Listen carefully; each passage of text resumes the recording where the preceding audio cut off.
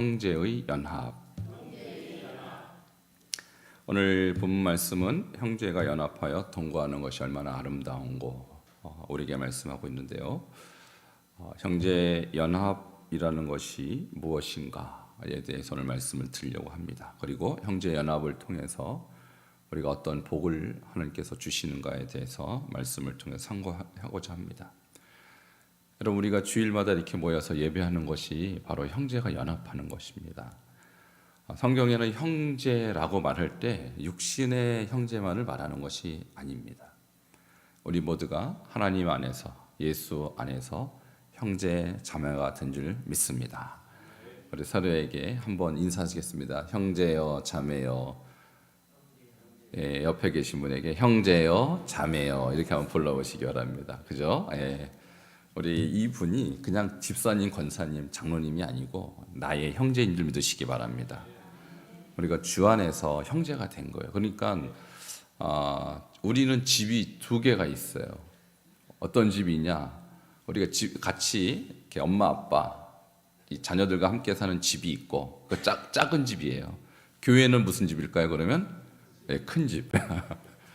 우리가 보통 저도 어릴 때 우리 큰 집 간다. 그러면 이제 저희 아버지의 형님 되는 정말 큰 집을 자주 갔어요.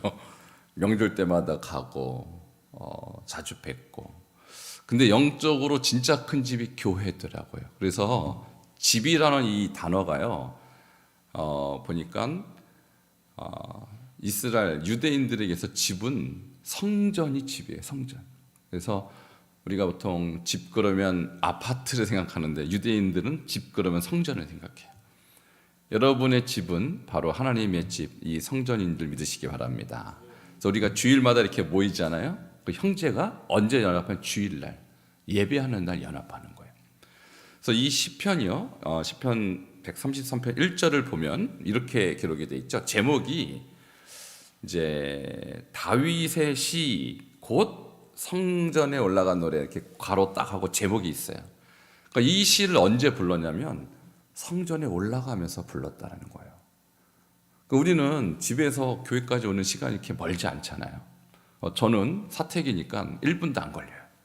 그리고 동네 사시는 분들은 5분이면 걸어와요. 조금 멀리 사는 분도 차 타고 10분, 20분이면 올 수 있거든요. 그러니까 성전에 올 때 딱히 무슨 노래를 부르거나 그런 적 여러분 없으실 거예요. 근데 유대인들은 1년에 3번씩 절기를 지키러 예루살렘 성전을 올라가는데 어떤 사람은 로마에서 가요. 여러분, 로마에서 이스라엘 예루살렘까지 가려면 1달 반 걸립니다.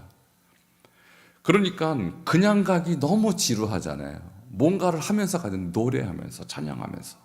무슨 찬양을 불러냐? 바로 이 찬양을 부르는 거예요. 형제가 연합하여 동거함이 얼마나 선하고 아름다운고. 그러니까 내가 예루살렘 가서 하나님을 예배하고 찬양하고 예배하는 이 형제의 연합이 얼마나 사모가 되면 이런 찬양을 부르면서 갖겠습니까? 근데 여기에서 우리가 중요하게 보는 것은 하나님은 이 형제의 연합, 형제가 함께 모여서 하나님을 찬양하고 예배하는 것을 너무나도 귀하게 여기신다. 그래서 복을 주시는데요. 그 복이 오늘 3가지로 나와 있습니다. 이 복을 받으시기를 축원합니다. 자, 어떤 복이냐면 2절을 보시기 바랍니다. 2절 시작. 머리에 있는 보배로운 기름이 수염 곧 아론의 수염에 흘러서 그의 옷깃까지 내림 같고. 아멘. 여기에서 이 보배로운 기름이라는 것은 아론 그러면요 이스라엘의 초대 제사장이에요. 하나님이 아론에게 제사장 직무를 허락하시고 그의 후손들은 이 직무가 계속 세습되었죠. 그래서 아론이 하나님 앞에 제사장으로 인정받을 때 기름을 부었습니다. 그러니까 제사장 왕, 또 선지자들은 기름을 붓는, 특별히 첫 번째 기름 부은 자가 바로 아론이에요. 제사장인데 기름을 부으면 머리부터 붓습니다. 그 기름이 우리 같으면은 우리는 참기름, 식용 이런 거 생각하는데 그때 그 기름은 향유예요, 향유. 그러니까 이 감람유, 올리브 기름에 향유를 넣어갖고 굉장히 향기로워요. 그러니까 우리는 만일 참기름을 머리에 부는다 굉장히 불쾌할 것 같아요. 저는 한 번도 부음받은 뭐 이건 없지만, 그래서 이 향기로운 기름을 머리에 뿌리면 이것이 아론이 수염을 타고 내려와서 이게 옷깃까지 적셔요. 온 몸이 아름다운 향기가 나는 거예요. 그러니까 이것은 무엇을 상징하냐면 하나님이 영적으로 복을 부어주시는 것입니다. 너는 나의 특별한 존재야. 너는 나와 소통하는 존재. 여러분, 제사장이 아니면 하나님과 소통할 수 없어요. 그러니까 이 제사장의 복이라는 것은 영적인 복으로서 이스라엘 백성이 성전에 올라가서 다 연합해서 한 마음으로 한 뜻으로 하나님을 예배할 때 이 민족을 제사장 삼겠다는 뜻입니다. 얼마나 복돼요. 그러니까 제사장 한 사람이 아닌 공동체를 제사장 삼아주겠다. 그래서 이스라엘을 뭐라고 합니까? 제사장 민족이라고 그래요. 제사장 민족. 너희는 다른 민족과 달라. 이 민족 전체가 나에게 택함받고 나와 소통하는, 나를 위해서 존재하는 그런 민족이야 라고 이 민족을 그렇게 복을 주셨는데요, 이것이 베드로전서 2장 9절로 보면 너희는 택하신 족속이요 거룩한 자라고 이렇게 해서 우리 신약의 백성들도 예수를 통해서 거룩한 백성이 된 줄 믿으시기 바랍니다. 그래서 우리가 이렇게 주일마다 모여서 주님을 예배하잖아요. 우리가 누군데 하나님을 알고 우리가 누군데 여호와를 경배합니까? 불과 100여 년 전만 해도 이 땅은 우상밖에 없었어요.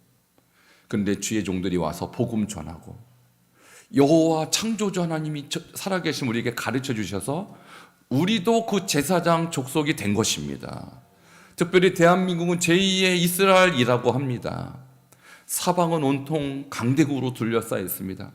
가진 거라고는요 사람밖에 없어요.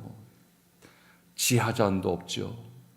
근데 이 약하고 작디 작은 이 민족이 지금 세계에서 경제 10위의 대국이 되었고요, 영적으로는 미국 다음으로 수많은 선교사를 파송한 영적인 제사장의 복을 받았습니다. 할렐루야. 이것이 하나님이 주시는 진정한 복이에요. 여러분, 하나님을 예배하시기 바랍니다. 모여서 예배할 때 하나님은 그 민족을 택하시고 그 민족을 복을 주시는 거예요. 특별히 우리 민족은 주일 성수 목숨같이 지켰어요. 초창기부터 주일은 무슨 일도 하지 않고 하나님을 예배하는 날, 이 주일 성수 신앙이 오늘날 대한민국을 하나님을 기쁘게 하는 위대한 제사장 민족 만든 비결인 줄 저는 그렇게 믿고 있어요. 여러분, 주일마다 무슨 일이 있든지 주님 앞에 나와 예배하시기 바랍니다. 제사장의 복이 우리 가운데 임했다는 뜻입니다.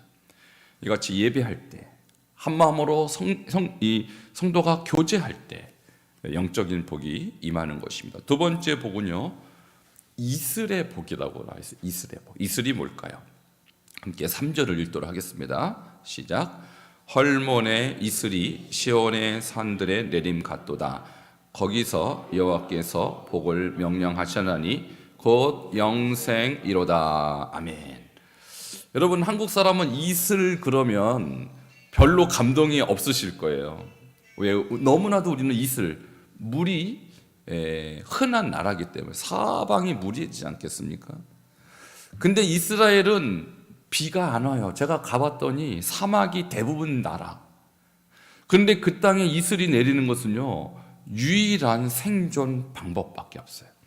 근데 이슬이 왜 그 사막 건조한 기운에 존재할까? 그 비결이요, 헐몬산 때문에 그래요.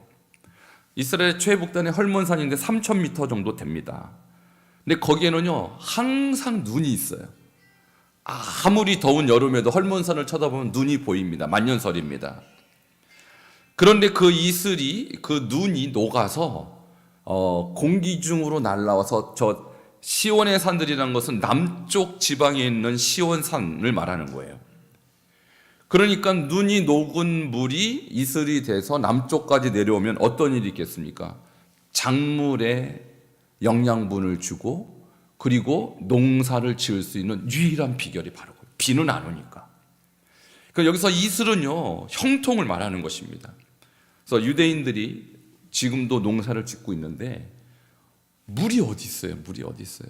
근데 헐몬산에서 그 이슬이 이렇게 새벽마다 내려서 그 촉촉하게 식물들을 적시는 것이죠. 여러분, 우리의 삶도 참 사막과 같습니다. 기댈 곳이 없어요. 비가 안 와요. 생존할 길이 없어요. 그래도 하나님에게는 이슬이 있습니다. 그 이슬을 우리에게 내려주셔서 우리로 하여금 먹을 수 있도록 형통의 복을 주시는 것이죠. 자, 하나님께서 이렇게 유대인들, 이스라엘 민족들이 예루살렘에 살면, 예루살렘은 정말 척박한 이 사막 한가운데 우뚝 솟은 이 성입니다. 근데 헐몬산 상당히 멀리 있죠. 거기에서 날라오는 이슬로 인하여서 시온의 산들, 예루살렘 산들에게 하나님께서 생존할 수 있는 은혜를 주신 것이죠. 여러분, 우리의 삶도 지금 우리는 사방에 사막과 같은 환경이 있지만 하나님의 복이 헐몬에서부터 흘러올 것입니다. 자, 이것을 예배하는 자에게 하나님께서 약속하신 은혜인 것입니다. 예배는 시온에서 드리지만 축복은 헐몬에서 내려온다라는 거예요. 자, 세 번째 복은요, 가장 좋고 가장 우리가 기대하는 복, 바로 영생의 복입니다. 오늘 3절에 보면 거기서 여호와께서 복을 명하셨나니, 여러분, 복은 우리 하나님께서 그냥 주신다고 생각하는데 하나님께서 명령하셨다고 그랬어요. 근데 그 복의 내용은 곧 영생이로다, 이렇게 말씀하고 있습니다. 아까 첫 번째 복은요, 우리의 내면의 복입니다. 우리를 제사장으로 삼겠다. 두 번째, 우리의 육신의 복입니다. 이슬을 내려서 우리를 하여금 형통케 하고 생존할 수 있도록 복을 주신 거예요. 근데 그것은 우리가 살아 있을 때만 필요한 거예요. 우리가 이 땅을 떠나면 우리는 두 갈래 길밖에 없습니다. 영생이든지 영벌이든지 둘 중에 하나밖에 없어요. 근데 누가 영생을 얻느냐? 성경은 분명히 말하는데, 형제가 연합하여 동거하고 한 마음 한 뜻으로 하나님을 경배하는 자들에게 영생은 축복으로 주어지는 것입니다. 여러분, 지금도 교회가요, 사분오열해서 교회는 나오되 성도들의 마음이 찢어져 있는, 성도들의 마음이 갈라져 있는 교회가 너무너무 많아요. 심지어 어떤 교회는 1층, 2층이 다른 교회를 목사가 두 사람이서 서로 싸워요. 여러분, 그렇게 예배드릴 필요 있을까요? 그렇게 예배한다고 하나님 받으실까요? 저는 하나님이 그 예배를 받지 않는다고 생각합니다. 하나님은 평강의 주님이십니다. 하나님은 사랑의 성품을 가지고 계십니다. 평강이 없는 예배, 찢어진 예배, 갈등하는 예배에 성령이 임재할 리가 없죠. 바로 이렇게 성도가 연합하여 이 하나됨입니다. 서로 사랑하는 것입니다. 서로 위해 주는 것입니다. 이러한 예배라야 받으신 줄 믿으시기 바랍니다. 요한일서 3장 14절에 보면 이렇게 말씀하고 있어요. 함께 읽겠습니다. 시작. 우리는 형제를 사랑함으로 사망에서 옮겨 생명으로 들어간 줄 알거니와 사랑하지 아니하는 자는 사망에 머물러 있느니라. 아멘. 형제를 사랑하는 자는 사망에서 옮겨 생명으로 들어가는 것입니다. 만일 형제를 사랑하지 않는다면 여전히 그 사람은 사망에 머물러 있는 거예요. 우리가 어떤 예배를 드려야 하나님이 받으실까요? 이 자리에 오는 것도 중요하지만 이 자리에 있는 자들을 사랑하는 것이 더 중요합니다. 그래서 형제가 서로 사랑함으로, 서로 연합함으로, 서로를 축복함으로 예배할 때 하나님이 그 공동체를 천국으로 인도하시는 거예요. 우리가 예수를 믿는다고 다 믿는 게 아닙니다, 여러분. 내가 예수를 믿는다고 하는 그 믿음의 조건 중에, 성격 중에 하나는 사랑이에요. 사랑 없는 믿음은 믿음이 아닌 것입니다. 여러분, 우리 형제자매를 위로하시고 또 서로를 사랑하시기를 주 이름으로 축원합니다. 오늘 특별한 날이고 해서 말씀을 짧게 준비했습니다. 그러나 중요한 말씀입니다. 형제가 연합하여 동거함이 얼마나 선하고 아름다운가. 우리의 내면의 복을 결정하고요, 우리의 삶의 복을, 형통의 복을 결정하고 우리의 영생의 복을 결정하는 중요한 문제. 그래서 우리 서로를 위해서 기도하고 서로를 위해서 격려하고 축복하고 사랑하는 복된 반석 공동체가 되기를 주 이름으로 축원합니다. 기도하시겠습니다. 오늘 주신 말씀을